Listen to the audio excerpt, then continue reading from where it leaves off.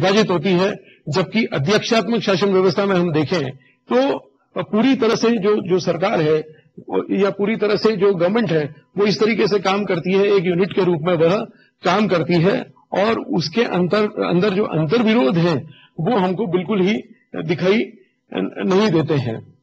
Next इसका गुण है वो ये है कि बहुदलीय जहां पर शासन व्यवस्था है या बहुदलीय हम शासन व्यवस्था को देखें जहां पर, वहां पर यह प्रणाली बहुत ही अधिक कारगर सिद्ध हुई है।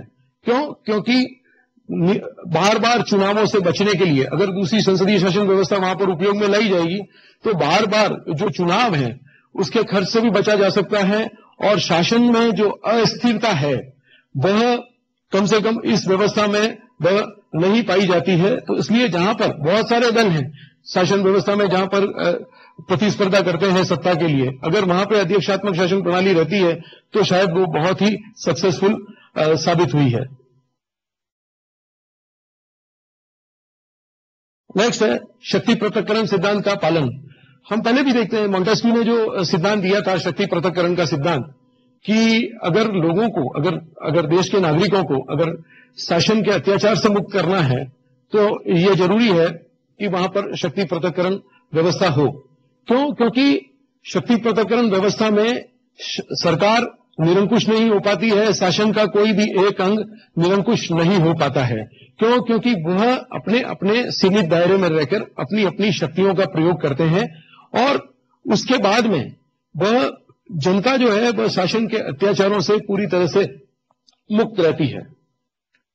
अगला गुण है इसका, संकट काल के लिए यह बहुत ही अच्छी व्यवस्था है।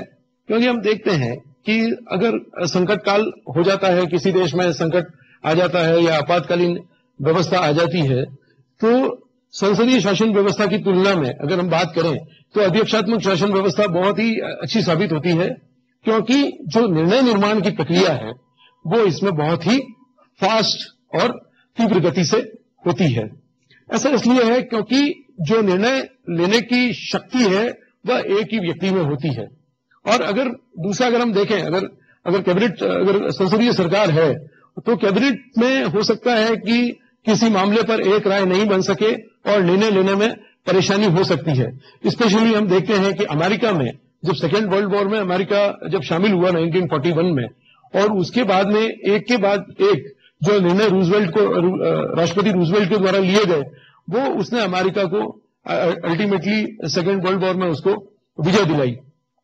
और अगर ये देखें कि संकट काल के अलावा अगर आर्थिक स्थिति में कोई गड़बड़ी हो जाती है या और कोई चीज में प्रॉब्लम हो जाती है तो निर्णय सिर्फ तुरंत और एकदम समयानुकूल निर्णय लिया जा सकता है।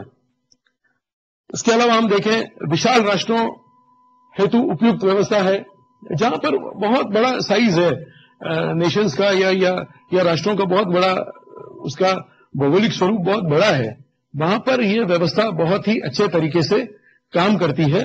क्यों?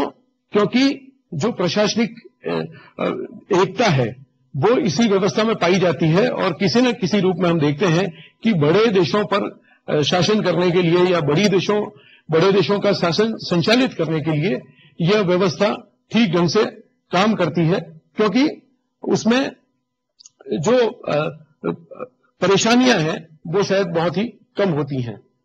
और नेक्स्ट है कार्यपालिका व्यवस्थापिका पर छा नहीं सकती है। इसका मतलब यह है कि कार्यपालिका और व्यवस्थापिका चूंकि एक दूसरे से पृथक रहकर कार्य करती हैं, तो इसलिए पूरी तरह से मतलब संसदीय शासन व्यवस्था में हम देखते हैं कि वो संसदीय सरकार कैबिनेट सरकार से होते हुए प्रधानमंत्री सरकार में बदल गई है। तो इससे हम देखते हैं कि व्यवस्थापिका का डिक्लाइन भी हुआ है। लेकिन अगर अध्यक्षात्मक शासन व्यवस्था में हम देखें तो कार्यपालिका और व्यवस्थापिका दोनों अलग अलग काम करती हैं, तो इसलिए वह पूरी तरह से उसके ऊपर नियंत्रण स्थापित